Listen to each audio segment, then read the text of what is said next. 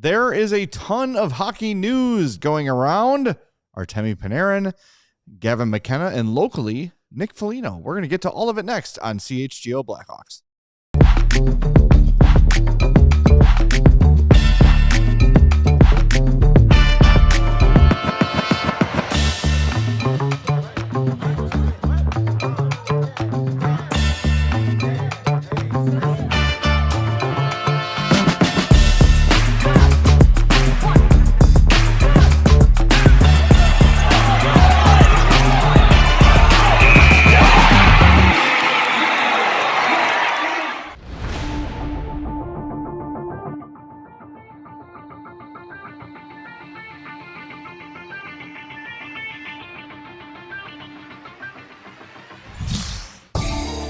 Welcome into the CHGO Blackhawks podcast. Hope you're having a great Thursday. We are presented by Bet365. Download the app.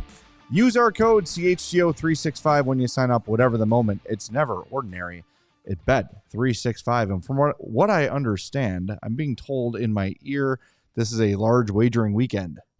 Yeah, I've heard that too. Yes. So good time to download that Bet365 app. Yeah. A lot of stuff to prop up.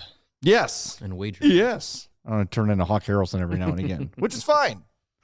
All right. I love those props. We got a lot, buddy. There's a lot to get to today. Sure is. We did not get a chance to get to this really at all on the postgame show last night, so I think we How should could begin. Samuel Savoie be suspended 3 games? That's the big thing, exactly. right? Yes. Yes, that. And Sam Renzel demoted. Damn it. If you missed it, by the way, Sam Renzel, as we told you earlier this week, is the single Hawk going to Rockford for the Olympic break. That happened today. That is done. Okay. Now, whenever there's legal stuff around, we have to be careful. We're going to use the word. I'm just going to say alleged. All this is alleged. Everyone hear this? For the next 58 minutes, allegedly, everything. Chloe, can you just put the allegedly? Can you just put the GIF of the guy from Letterkenny saying allegedly on this, just in the corner up here? Just allegedly. Every time we say allegedly, it should pop up. All right, so make you work. Here's hard. the short version. The short version How do you spell is allegedly. ALLEGEDLY. I'm gonna. That's now. This is my Whitewater education speaking. Is that? Thank you. Is that correct? Yes, that looks right. Spell check. Okay, so here's, if you miss it, this is the official news situation with. Yes, I was right. Gavin McKenna, who many believe will be the first or second overall pick in this draft. Top pick. This from ABC7 Amarillo. In Texas? I don't know. It's a story about Gavin McKenna. It's a reputable site. It says, while details are limited at this time, online court records show that Gavin McKenna was charged by State College Borough Police with felony aggravated assault, as well as several misdemeanor and summary offenses. This alleged incident allegedly occurred on January 31st, the same day that Penn State played an outdoor hockey game at Beaver Stadium. So there you go. That is the charge. Today, some more news came out, according to State College Police. They're saying, according to a criminal complaint, police say an officer was dispatched to Mount Nittany Medical Center on Saturday evening to speak with a patient who had been reportedly assaulted. Police say the witness told officers that the male victim had reportedly been punched in the face while in the downtown State College area. Medical staff says the patient suffered fractures to both sides of his jaw, which later required surgery. The police say the victim had visibly swollen face and dried blood on his lips. Said the victim was in, quote, substantial pain and was missing a tooth. Witnesses identified McKenna as the individual who punched the person in the face. There was an exchange of words. That's what we know. Now, I just want to remind everybody, there's a lot of screenshots and there's a lot of text messages and there's a lot of stuff flying around the internet that a lot of people are taking as fact. I see those things. Those things make a lot of sense in the context of what allegedly happened, but we don't know if any of that is what actually occurred. So I'll remind everybody a while back, the mom's trip and the rumors that happened there when it comes to a very high profile Blackhawk that many people were saying, I saw this on the internet. It's true. It's true. It's true. It happened. Obviously it was nonsense. You can go back to the rumored argument between Duncan Keith and Patrick Sharp that we all heard about for years through the grapevine. Those guys remain good buddies to this day.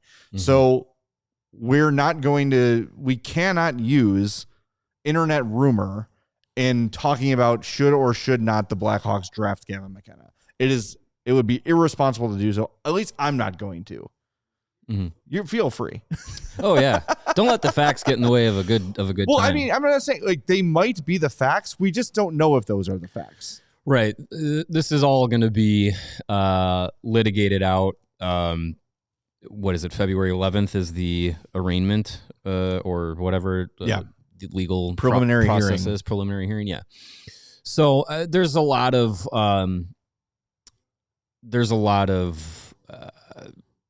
intertwining things that are going to be going on legally that kind of factor into this. This is not the show if you want all that information. I don't think you or I are going to be able to qualify it. But I think being, charged with felony assault and the everything that it carries is a very serious thing. I think another factor in this that is going to play into it is that he's Canadian.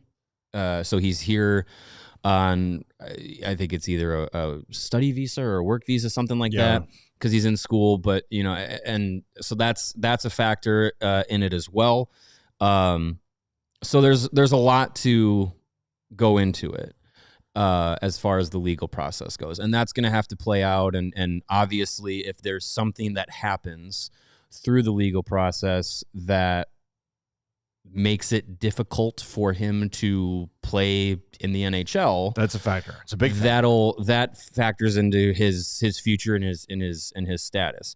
What I will say is initially when Onward State was the publication, the Penn State student run publication that broke the original story. When I first saw it and the details that came out, my initial reaction was, what is an 18?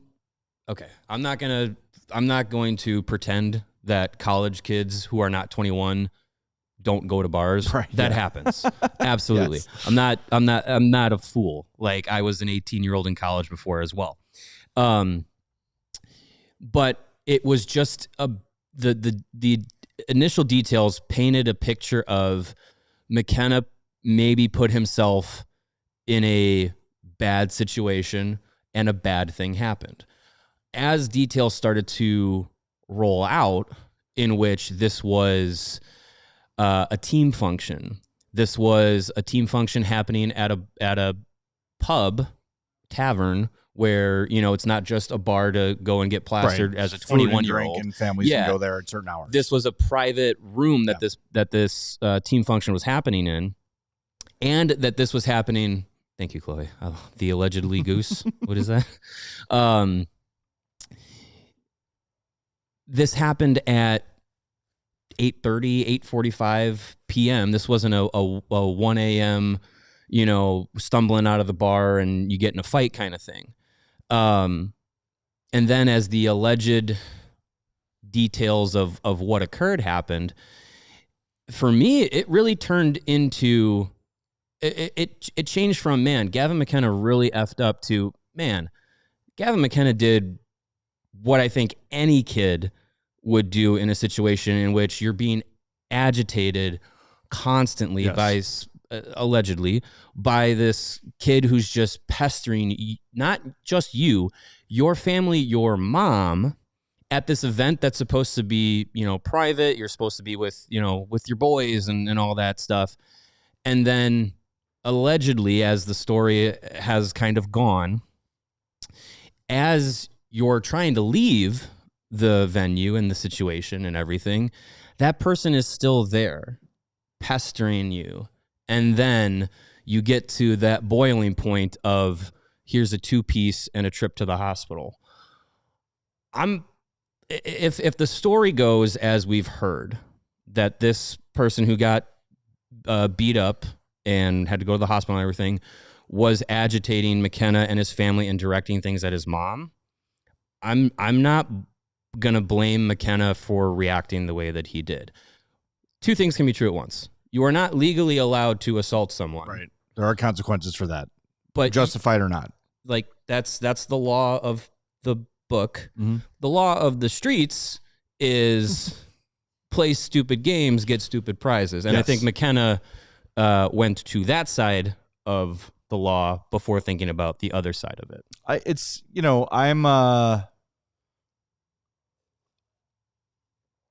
To me, as I've been thinking about this, and if the internet rumors are true that this guy was verbally assaulting Gavin McKenna and his family and his mother, right? I could see if a certain word comes out of a certain person's mouth about my mom, I'm not thinking about, right?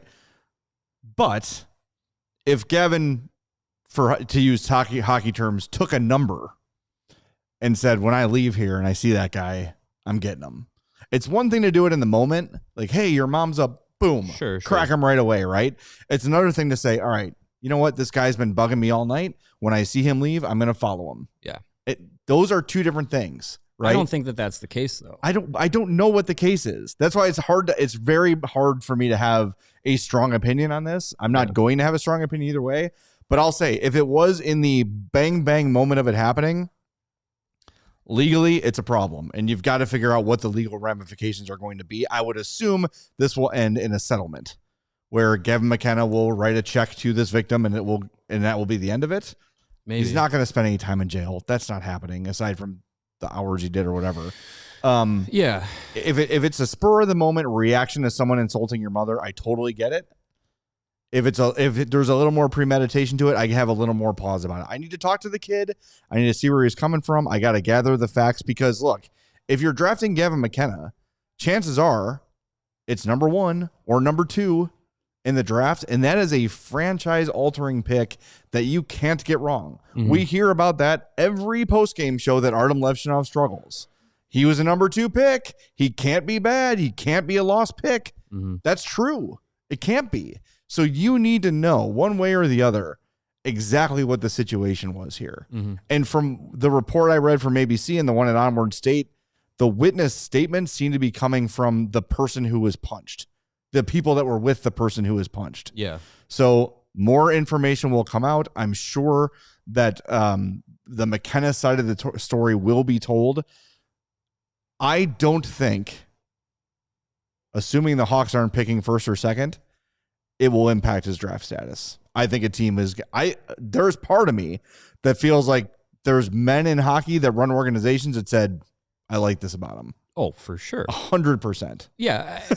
I think, look, there's been a bigger discussion, and if you caught Frank Saravalli's show this morning on Frankly Hockey, he said that there has been some conversation that he's been, tipped to from NHL decision makers, as he puts it, that McKenna's emotional regulation on and apparently off the ice is challenging. We've seen times where he in the WHL has lost it, and in the NCAA this season has had some moments of on the ice issues with misconducts and all that stuff. So that's definitely something that even prior to this incident happening has been a conversation. So now it amplifies that. But yeah, I mean, I think as far as, if we get to the point where he's having conversations, pre-draft interviews and all that stuff, like this is going to be like any pre-draft interview now with Gavin McKenna is going to be completely different than pretty much any other draft interview any other team does because of this incident and how you're going to have to handle it. But for me, I know we're up against the break. Like right now, I the way that it seems played out, and we can kind of talk a little bit more about it if we want. I'm not deterred from picking him if the Hawks are in a position to pick him. If it's number one, I might have a conversation with other guys that are available. But if it's, you know, if the Hawks are 4th or 5th and McKenna's still on the board, I don't think I'm hesitating. Let's get into the Hawks angle of this here on the other side of the break. But a couple people, including Lev Shoot now, is asking, what does this have to do with if he's a good hockey player or not? He's a good hockey player. There's no question about it. Mm-hmm. What people are wondering is, if I draft this guy, is there going to be more of this stuff that I have to deal with? Is there going to be more bar fights or more bad off-ice decisions? Yeah, is he going to become a problem for our organization? It's a conversation about, like, it's not about the hockey skill. Character. Yeah, and teams take that into consideration. 100%. Yeah. All right, we're going to hit the break zone. More on this coming up next on CHGO Blackhawks. Hit that like button for us. What if you could have reliable and intelligent Wi-Fi, and what if you could keep it at the same price for 5 years? That is the Xfinity 5-year price guarantee. Imagine Wi-Fi that makes everything in your home work together, that finds and fixes problems before you even notice them. It's super intelligent Wi-Fi with a 6th sense, and that lets you stream the game even when the whole family is online. All of your devices working together in perfect harmony for 5 dang years. And the best part, no annual contracts, no hidden fees, and you'll get Xfinity's best equipment included. So take it from us. A lot can change in 5 years. Championships are won. Records are broken. Dreams grow bigger, but your Wi-Fi should stay reliable and the price should stay put. Lock in your price and unlock the possibilities with Xfinity. Learn more about the Xfinity 5-year price guarantee at Xfinity.com. Xfinity, imagine that. Select plans only. Restrictions apply. The biggest game of the year in football is coming up on Sunday, so it's time to head to Hooters. Hooters is your football headquarters. You can catch all the action at one of their 11 Chicagoland locations, or if you prefer to watch from home, you can order online and be the MVP of your watch party. Pre-order your wings for the big game today at order.hooters.com, and you should pick up your order before 3 p.m. on game day, because if you do, you're going to get a coupon for 20% off on your next visit. There is no better pairing than Hooters and football. And there's only one more time to do it before the NFL season is over. Cheer on your favorite local teams from any of the 11 Chicagoland Hooters locations, which include but are not limited to Aurora, Downers Grove, Joliet, Melrose Park, Oakland, Orland Park, and Schaumburg. Check them out at originalhooters.com. That's originalhooters.com. Get yourself some wings. And speaking of Hooters, it's time for the Original Take, sponsored by Hooters. Cheer on your favorite teams in any of their 11 Chicagoland Hooters locations, or check them out at originalhooters.com. Let's get into the Blackhawks portion of this. And if Gavin McKenna is on the board when the Blackhawks pick, whenever that might be, listen to what I'm saying clearly, I don't think they'll take him. I think because of what happened with Kyle Beach, I think because of what happened with some other recent controversies, they will opt against the PR hit. I'm not saying that's the right move, but if Gavin McKenna is there, I don't think they take him. I mean, we're 4.5 months away from the draft. So there's a lot of, as we said at the opening, there's a lot of legal stuff that's going to happen between now and then. I think if this is somehow resolved in some way, shape, or form, and there's no impact to his ability to play in the NHL, which I think the only thing impacting that would be if he's convicted of anything that makes work visa things harder for people outside of the U.S. to play, which, again, he's Canadian. So if there's anything like that, any team is going to, I would imagine, have some pause on it. If he's all clear legally, I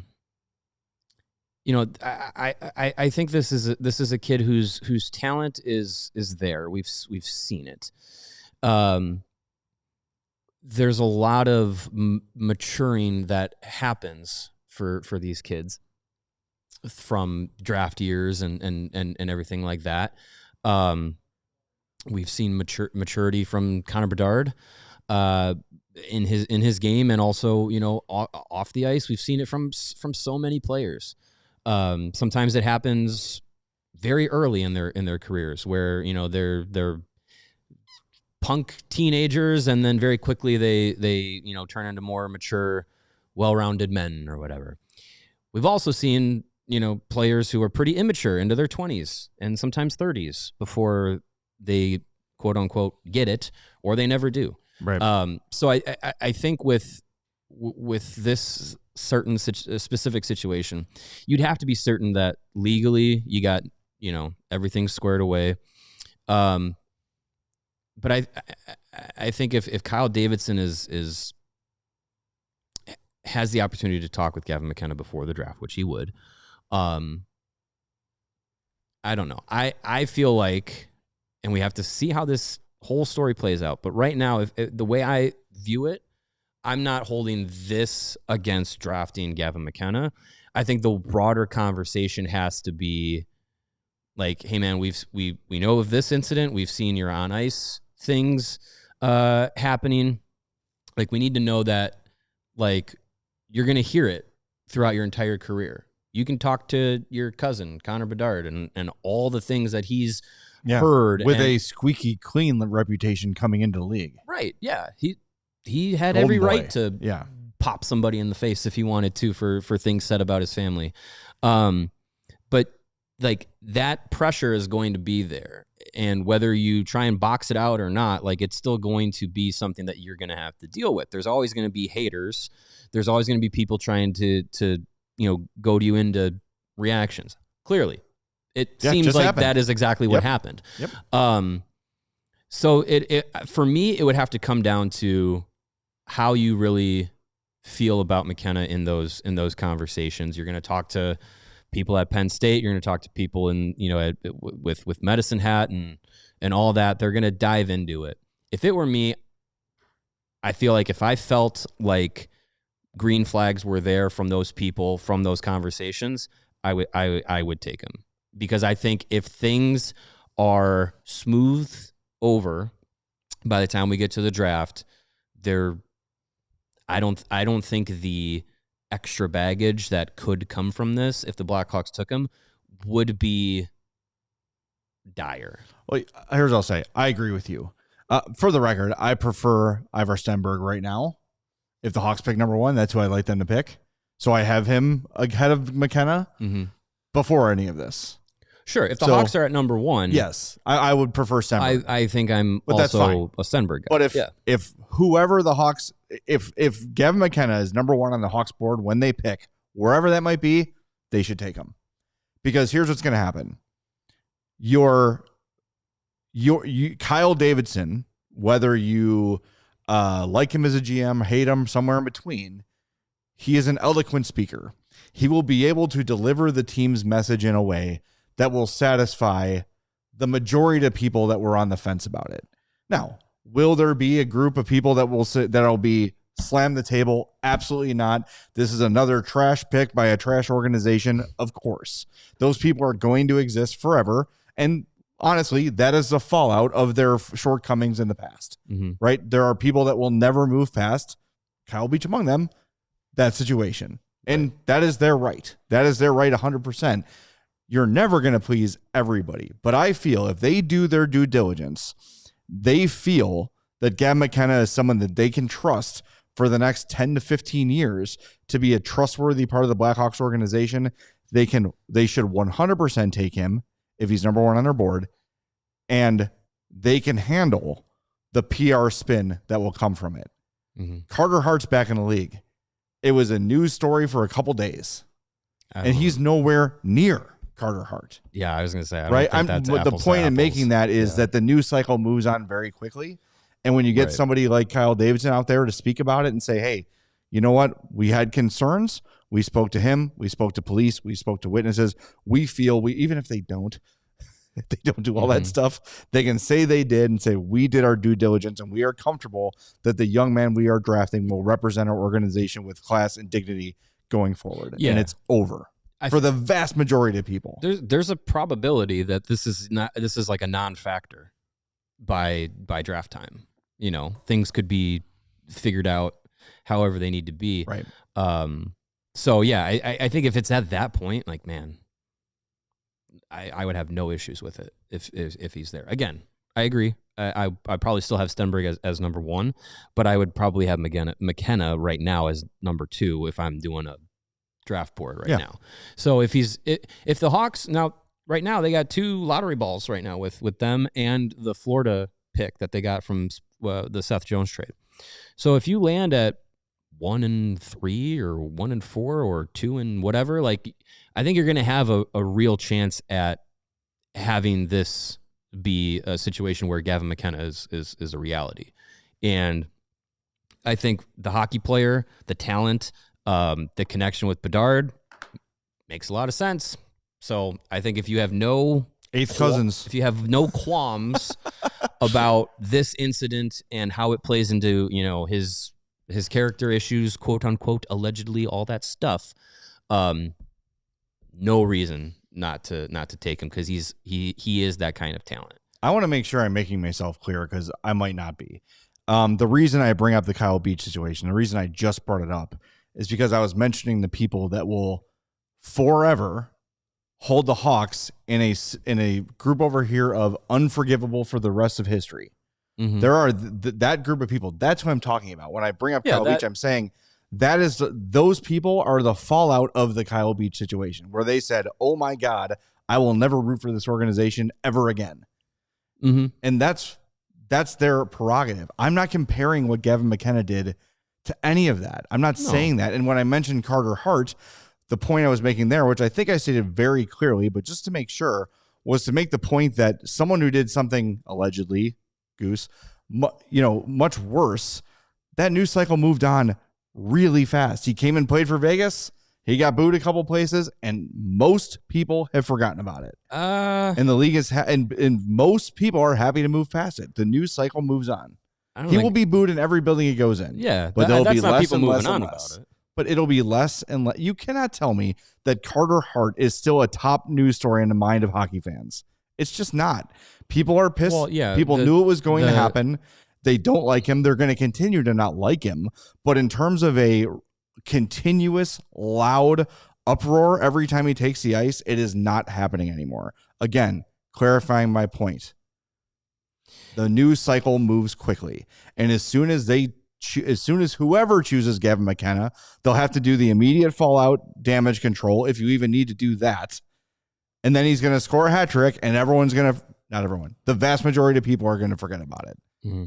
Yeah. I think there's a lot of different degrees in which hockey players have been in the news cycles. I think this situation eventually gets resolved, and I think based off of what is apparently allegedly, point to the Goose again, the situation. I mean, it seems like there are a ton of witnesses. This guy's friends and cohorts, McKenna's friends and teammates seem to be around there. Obviously, his family's there. If this was the situation, so I think there's police security camera footage that has been viewed that they see what happens. So the story will be squared away eventually. So I think it's I with no legal knowledge, just observing this situation as a person from the complete outside of it, I get the sense that what he's being charged with is not going to be what he is convicted of. And I think eventually this will get smoothed over to the point where it's probably a conversation that is had with teams, but it's not a red. If this happened in June, like if he beat somebody up in Buffalo at the combine, then this is almost a do not draft situation. I don't think it's anywhere near that, or going to be anywhere near that. So that's just how. He will definitely have to answer for it at the combine and pre-draft interviews and all that. But I feel very comfortable saying that teams are not going to have any hesitation drafting him. No, and like you said, there is somewhere. I haven't seen it, but police have videotape of the incident. you have to assume, what is it called? Doggies, I think is the name of the bar they were at. Doggies. There has to be at least a security camera in there. That stuff is probably all happening. Oh, yeah. This happened, 6 days ago? On the 31st. Yeah, so all this stuff is being gathered right now. So a lot more will come out, but it would very much shock me if this impacts his draft status at all. Yep. So we have some Olympic news to talk about on the other side of the break. Yeah, stick around. We'll tell you about it next. The news cycle never stops. It never right? sleeps, baby. All right. Winter is aggressively here. Is your home's heating up for the challenge? If not, time to schedule your 4 Seasons furnace tune-up. Thinking about a whole home generator? They've got you covered. At 4 Seasons, they guarantee same-day installation for all your heating, cooling, plumbing, electrical, and generator needs with no extra charge for nights, weekends, or holidays. Right now, you can save up to $4,000 on furnaces and comfort systems with 4 Seasons heating, air conditioning, plumbing, and electric. Furnaces start at $39 a month. Furnace AC combos from $57 a month. Call today and save $50. 4 Seasons heating, air conditioning, plumbing, and electric has been serving Chicagoland for over 50 years. Your trusted local experts for heating, air conditioning, plumbing, and electric and generators is 4 Seasons. Visit 4seasonsheatingcooling.com for all their special offers and money-saving coupons. That's 4seasonsheatingcooling.com. As a man, are you starting to feel like you have low energy throughout the day? You are losing your motivation and your drive. You're seeing that scale move up and the hair fall out. Are you cramping up when you shouldn't be? It might be a result of low testosterone. It's very common as you age and something to be mindful of. So whether it's peak performance or becoming a better father, a better husband, or a better man, Game Day Men's Health wants to support every man's health journey through personalized care tailored to your goals. It's a very quick, very easy process. You can be in and out of their family and locally owned clinics in about an hour, and they have a very high success rate with all of their treatments. If you don't believe us, you can take it from one of their loyal customers, Josh, who lost over 100 pounds in just about a year using their testosterone replacement therapy. So start your best life with Game Day Men's Health. Check out their locations in Skokie, Naperville, Libertyville, and more. You can scan the QR code on the screen to find the one closest to you, or go to GameDayCHGO.com to find the one nearest to you and start your best life. All right, now it's time for our new segment, Checking It Out, sponsored by Old National Bank. Every play matters, whether it's on the field or in your financial life. The best teams win by delivering excellence at every level. Old National Bank, where relationships and results matter. Member FDIC. For 2 minutes, we thought there would be a little brief chance that Connor Bedard could be going to the Olympics because Braden Point has been ruled out. And a minute later, Elliot Friedman says Seth Jarvis will replace Braden Point on Team Canada. So all of that happened in the break. Yeah. Okay. Seth Jarvis. I'm Bart Harley Jarvis. I'm surprised. I'm surprised that it's not Zach Hyman. Honestly, I feel like after Sam Bennett was named the replacement for Anthony Cirelli, I thought Zach Hyman seems to be the next guy in line.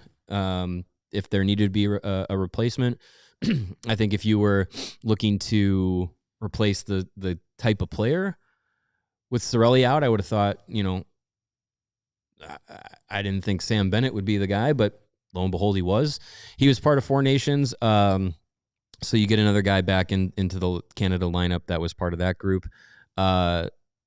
Jarvis for Point, I guess, is pretty close to the player style, but I just feel like the way Zach Hyman has been playing, especially recently, and the fact that it's kind of McDavid's teammate, I don't know. I felt like that would have been an easy pick. And even if he's, not in the lineup every game, if he's the 13th or 14th forward, sure. Maybe that doesn't play a factor, but I don't know. I felt like Zach Hyman was the shoe-in to be the next replacement. Yeah, I thought so too. But all right, that's fine. I mean, I like Seth Jarvis. He's a good player. Yeah, nothing against Seth Jarvis. Kind of boring. He's nothing against him. Like, actually, he's not boring at all. He's not boring. I just don't think it moves the needle for like people who are like, oh, maybe I'll tune in. Like, oh, Seth Jarvis is in now. I'm in. Yeah, Connor Bedard would do that, but I know they're not worried about that. I don't think they're not worried the about 14th forward for Canada needs to be the needle mover. No, they have plenty of guys that are already going to do that. But yeah, I mean, I just think, I don't know. I just thought it would have been Zach Hyman, but I guess not. Oh well, nope, we're gonna see. It's Seth Jarvis. We're gonna see how it works for Canada. Good for him. Happy for Seth Jarvis. Sorry if you had already booked your non-refundable plane tickets to Cancun. But you are now going to Italy. A minute ago, you ordered your Zach Hyman Team Canada jersey, and now it's too late. And Fanatics' famous no cancellation policy screwed you. Sorry. Someday maybe. All right. Well, should we talk about Artemi Panarin for a few minutes? Okay.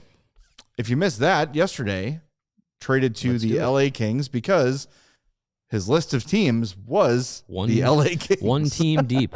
Yeah. He had a 31 team no trade list. So you get a conditional third and Liam Greentree. He also got a conditional future fourth or something. I think like it's that. like if they make if they win 2 rounds, they get an extra down the road 4th round pick. Yeah, Walker. And then Liam Greentree as well, who's a good prospect. Yeah, we talked about it a little bit on the postgame show last night. I know Chris Drury's taking a lot of heat for this, but if you're only allowed to trade with one team, it really kind of ties your hands. Yes, it does. I'm more not really getting what the Kings are doing, but let's talk about the Rangers side of it first. Liam Greentree would be basically, would you say, like if the Hawks traded Boisvert, similar level of? I mean, where the Kings are at with their prospect system. Yeah. This would be like. I feel like this would be the Hawks trading like Frondell or Kanserov. Like the Kings prospect system isn't as deep to where, Boisvert, depending on who you ask, could be the 4th or 5th guy down the list. I think Greentree was probably the top 2, top 3 prospect he has, in the system. Corey Proman has Greentree as the 123rd. In the Kings prospect system? Yes, in the Kings prospect system. Well, he had Nazar 14th in the Hawks. He has Sasha Boisvert 95th.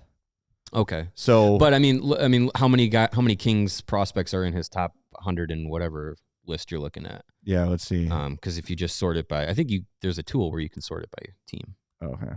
Well, I think that might be it. No. Go to the top. This is great podcasting. Yeah, I'll find it. Go ahead. Yeah.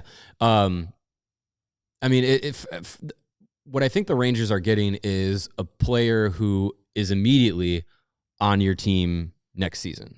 Brent Clark is 89th. Brent Clark's not a prospect, really. Is he not full-time playing for the Kings? Yeah, but this is the under 23 rankings. Okay. So for the Kings, you're not giving up a roster player, and you get a all-star offensive producer who they need.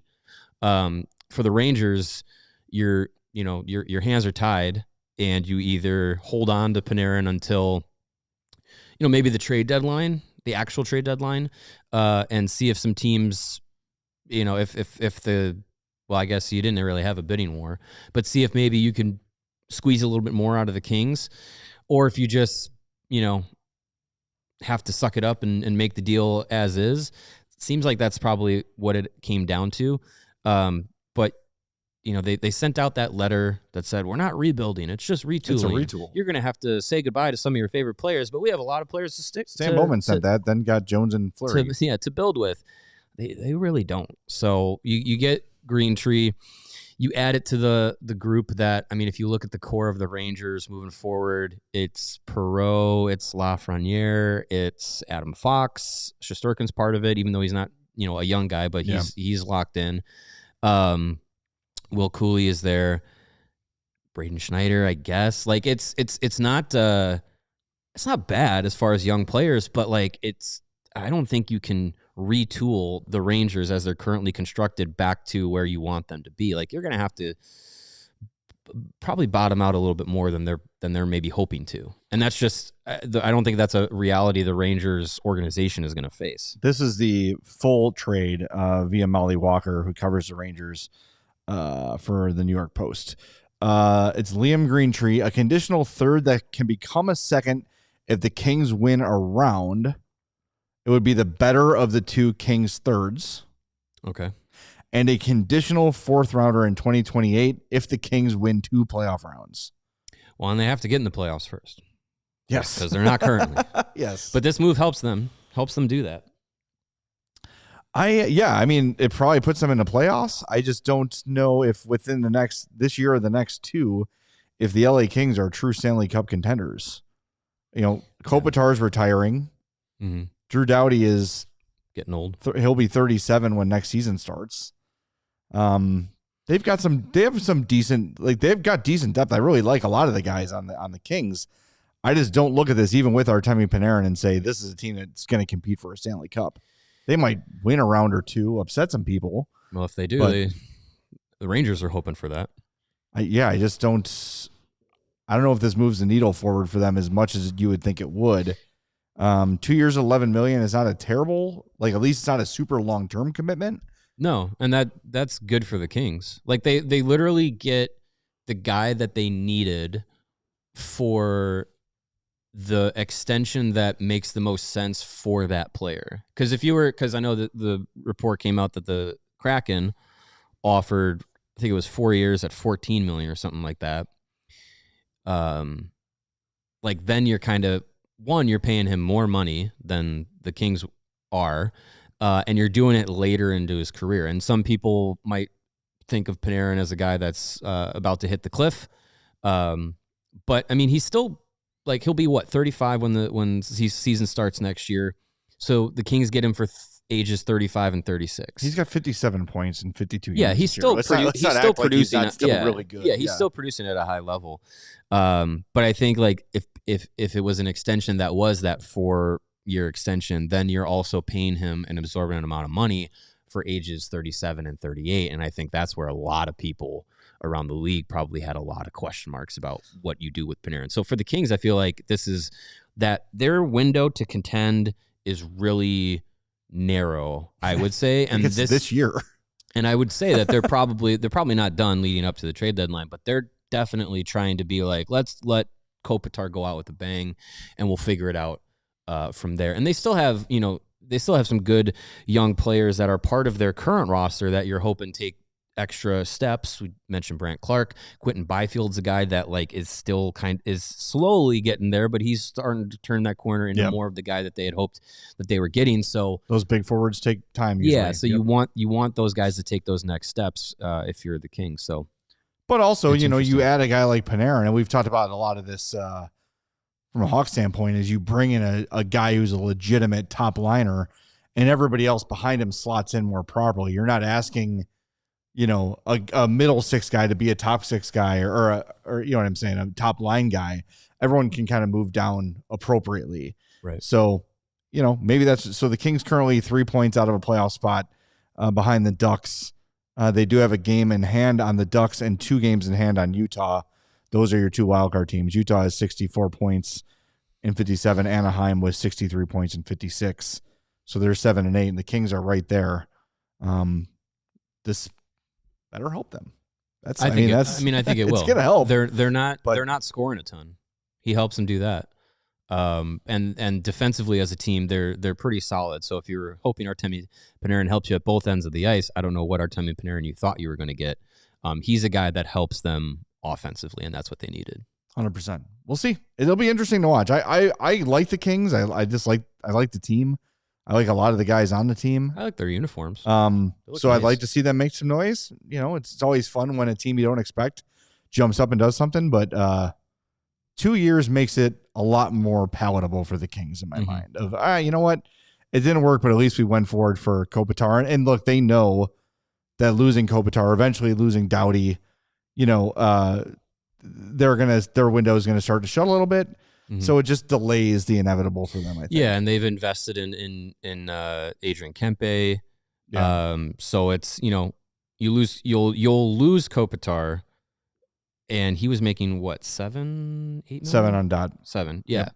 So with the salary cap going up, you basically you'll lose Kopitar's money, but you'll add Panarin, and I feel like you're not really taking many steps back as far as trying to stay in that playoff picture as one of those teams out in the West. And the Pacific's a crapshoot. Like, we all expected the Oilers to dominate for years and years and years, and they're not the same Oilers before. So, I mean, it's open interpretation for who's going to come out of the Pacific still. To your point, they're 3 points out of the wild card. They're 6 points out of first place in the Pacific. Right. So it's all right there for them. And all LA, it's Vegas, Edmonton, Seattle, 66, 64, 63. And all those teams are loser point merchants. So it's Vegas has 14 loser points. Yeah. So it's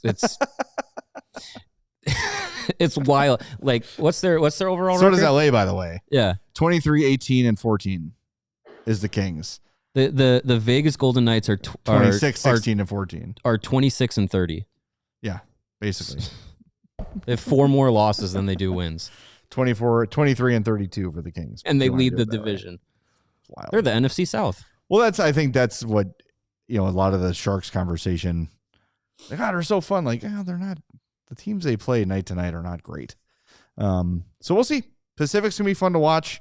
But, you're playing Colorado, Minnesota, Dallas are your 3 top teams in the West by a significant margin. Mm-hmm. Dallas in third place in the Central has 77 points, 11 points ahead of the Pacific. Yeah, I believe in the playoff hopes of Minnesota, Dallas, and Colorado more than I do pretty much anybody in the Pacific right now.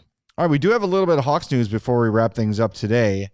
Ben Pope had this, talked to Nick Foligno, and was sort of asked about the deadline thing. This is the quote from Foligno. I haven't even had a conversation with Kyle Davidson yet, but I don't really want to either. Well, I do and I don't. I kind of want to know that we're going to stick with it and go for the playoffs. That's my thought process now. That's an interesting quote. Asked later about Columbus, he says, Columbus holds a real special place in my heart. It's a place I care a lot about, and it's nice to come back, just which we'd played a little better. If you missed it yesterday, there was a pregame tweet from Aaron Portzline, who's covered the Columbus Blue Jackets, I think, since for their entire existence, mentioned that there was an outing at Nick Foligno's newly built house Tuesday night. Yes, in Columbus, and then put a hashtag March 6th on the tweet, which, if you don't know, March 6th is indeed the trade deadline. Mm-hmm. So if anyone has any inside scoop, it's Aaron Portzline. You'd think. He might have been at that party. He might have been. No, it's interesting. I wonder which playoff picture is he talking about? The Hawks playoff picture, exactly, or the Blue Jackets playoff picture? Is the new Jackets GM named Kyle? I don't think so. No, that's who's their new GM? Wasn't it Don? Was it Don Waddell? Did he go to Blue Jackets? Yes. There you go. Yeah, I mean it's interesting. I think with Foligno, he takes his role very seriously as the leader of this group, and what he was asked to do by the organization when he came in, being named captain and everything. Like, he takes that very seriously, and he's felt like a guy that, going into this year, he's getting older, on an expiring deal. Like, there's a lot of writing on the wall.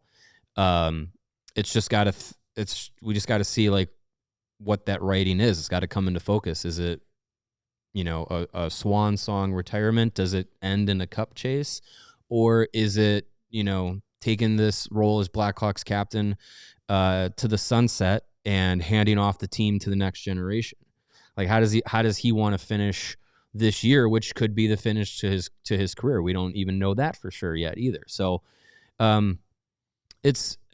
it'll be an interesting situation to see happen. I said it yesterday.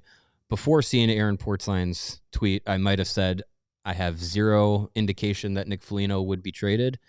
I have at least one indication that he might be open to a trade after seeing that. So we got a roster freezing for 2 weeks and come back and see what happens. And even the comments to Ben Pope are a little bit surprising to me, where it sounds like he's saying, well, if we're still going for it, I'll stick it out. But if we're wholesale selling, which is pretty much what Frank Saravalli says, is there's no question about it, the Hawks are selling Dickinson or selling Murphy, maybe even Mikheyev, whatever. It still surprised me that Nick would say, okay, if that's the case, I don't want to be here. That would shock me because all the talk since he's been here is, hey, I'm here for this. I'm here for the long haul. I believe in this rebuild. I believe in what we're building here. And if Kyle Davidson's like, well, I'm going to stick to what I've been doing, moving out veterans for young assets every deadline, and Nick says, I don't like that now. That seems a little out of character for him. I don't know.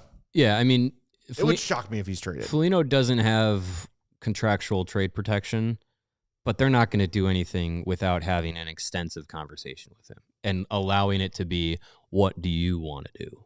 And they'll give him that courtesy. I mean, they did it for Pat Maroon and Alec Martinez last year, who you could have moved for late round picks if you wanted to or tried to, and seemed like both of those guys didn't want to do that. So they had their farewell tour with the Hawks at the end of the season. And that was up to, how Davidson wants to treat the veterans. He wants to give them some respect and control and everything like that. But at this point, looking at, what's going to happen with Dickinson and Murphy and maybe Grzelcyk, maybe Mikheyev, who knows? It seems like whether they are mathematically eliminated or mathematically alive in the playoff chase come the first week of March, they're moving guys no matter what. Yeah, I don't think it's changing the plan. Nor should it, honestly. Davidson said it to Kalen Lumpkins, who works for the Tribune, talked with him, and he said this direct quote about the trade deadline. He says, the one thing for us, this is Davidson, it says, the one thing for us, we're going to keep giving young players opportunity, and that's something that we're committed to as far as the deadline goes. So we keep talking about Frondell coming over, who he had his shootout winner for Djurgården tonight. Keep talking about, potential of Boisvert turning pro. We'll see how the season lines up for guys like Spellacy and Van Acker's end of their seasons. Like, we want to see Kevin Korchinski come up. We want to see Ethan Del Mastro come up. We want to see Nick Lardis back up here. All those guys need space. All those guys need roster opportunities, and those are the guys you want to. Those are the guys whose shoulders this rebuild is landing on collectively. So it's not Dickinson, and all those guys. So those guys got to be moved for those next group to come up. So this is the opportunity to do it and to still be able to, get something as far as, future assets go from those players that Kyle Davidson likes to use as trade chips and other things. If he wants to go back into the first round for a third time again in this draft, having more second and third and fourth round picks to kind of maneuver around and make things work, that's how he does it. Yeah, I don't know. It doesn't, like you said, he's not straying from this plan of moving bets. I just feel like Foligno is in a different category there. Right. Because of the buy-in he's shown you, because he wears the C. It would surprise me if they moved him, and it does feel like it would be a Columbus or nothing kind of thing. Like, well, if you're going to trade me and Columbus wants me, I'll go there. I have roots there. I've played 9 years of my career there, and I'm going to retire there. So, I mean, the way the Blue Jackets have been playing, they've won 11 of their last 12, including 2 against the Hawks. But they're still on the outside looking in of the Eastern Conference playoff picture, but they're surging. So you come back from the break, couple of games, you get to, March 2nd, 3rd, 4th, 5th, 6th, lead up to the deadline, you see where Columbus is at. And if they're into the wild card and they want to do the warm fuzzies of having Foligno back around, if he wants to do it, and that's completely his decision, then I'm okay. Then that you as the captain, you as the guy that's been, the leader of the veteran group, ushering in this new generation, you have that ability and to kind of control that. I'm completely fine with that, because what even would you get for Nick Foligno in an open trade market? Yeah, you're getting a courtesy draft pick. Probably not much. So no. If it's like Columbus or bust, as we're talking about one team trade options with Panarin and stuff, what you would get is probably what you would get anyways if he was going anywhere else. So yeah, I wouldn't. I'd be sad to see him go, because it's been great to have him in the role that he's played, and to get to know him has been nice. But like these guys control their career. And if that's what he wants to do to end it all for his playing career, by all means, like he has that right. I think that would be the way to handle it. Is once the Olympic break's over, you talk to him and say, "Hey, look, we want to give you what you want. We feel like we could find a trade partner for you, if you're willing to trade." And if Nick says, "I would accept a trade to Columbus only," and then Kyle could say, "All right, let me see what I can do." Maybe it's a no. Maybe it's a yes. Mm-hmm. Maybe Nick is fine either staying or going to Columbus, and that's it. Fine. Maybe you just – I think a guy like that has earned the right to say, yeah, I want to go or yeah, I want to stay. Mm-hmm. You know, so I don't know. It's going to be interesting. I expect a busy trade deadline for the Hawks, but I in terms of – it'll be busy, but it won't be monumental. Yeah, it won't be big splashes or anything like that. I don't think it'll be a lot like the Bulls. How many mid-round picks can you acquire? How many guards do the Hawks need? Yeah, that's the it'll be, I would imagine it'll be mostly draft picks.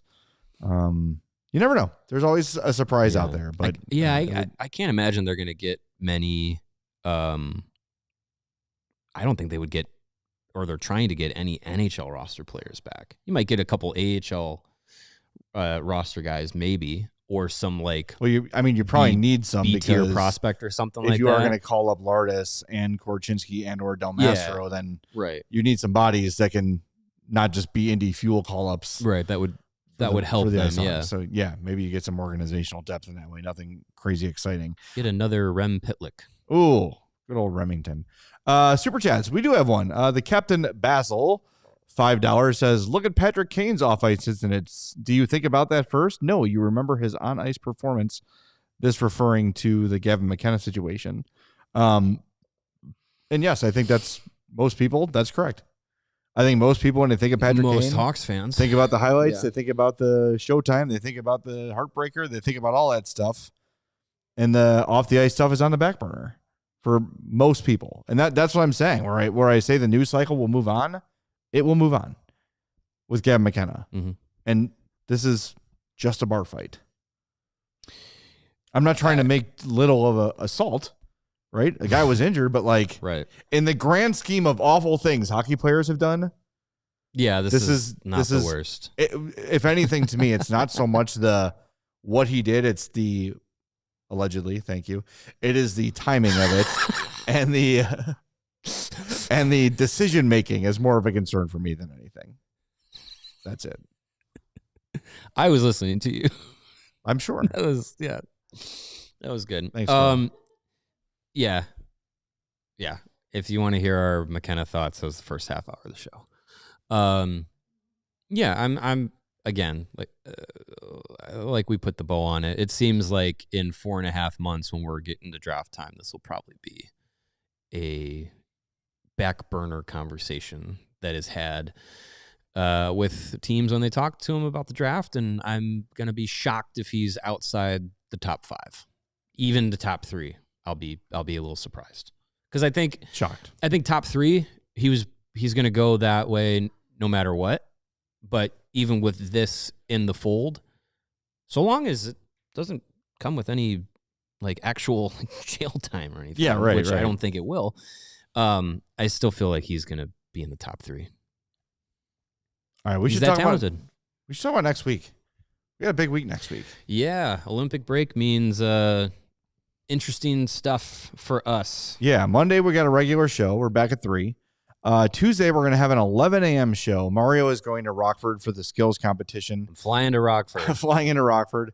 Wednesday we're going to be there as a show. We plan on speaking to Kevin Korchinski and Nick Lardis and Mark Bernard, the Ice Hawks GM. So that'll be a show. I think the plan for now is to post that show at 5:30 on Wednesday night. And then Thursday and Friday back at 3. So just know Tuesday, 11 a.m., Wednesday, 5:30 p.m. with stuff from Rockford. Mm-hmm. And by the way, CHSN is carrying a lot of the AHL All-Star stuff. So if you're looking to watch it, it'll be available for you at CHSN. And then we've got Olympic plans too, but we're not going to throw it all on you right now. We also kind of need to see how the Olympics go. Hopefully better than they did for the Canadian and Finnish women today. Oh yeah, Game canceled. They're all sick. Hooping. Yeah. That's not good. Yeah. I mean, we've been through it as Hawks fans. Yes. The norovirus few weeks is ago. so bad they canceled an Olympic. They postponed an Olympic hockey game. So yeah, give good it a times. week. Hopefully everyone's good to go. And U.S. women got their first win today, 5-1 over, I believe, Czechia. So yeah, there you go. Good start. Take that, Czechia. Good start. All right, we'll talk to everybody tomorrow at 3 on the CHGO Blackhawks podcast. We all silly like the mayor.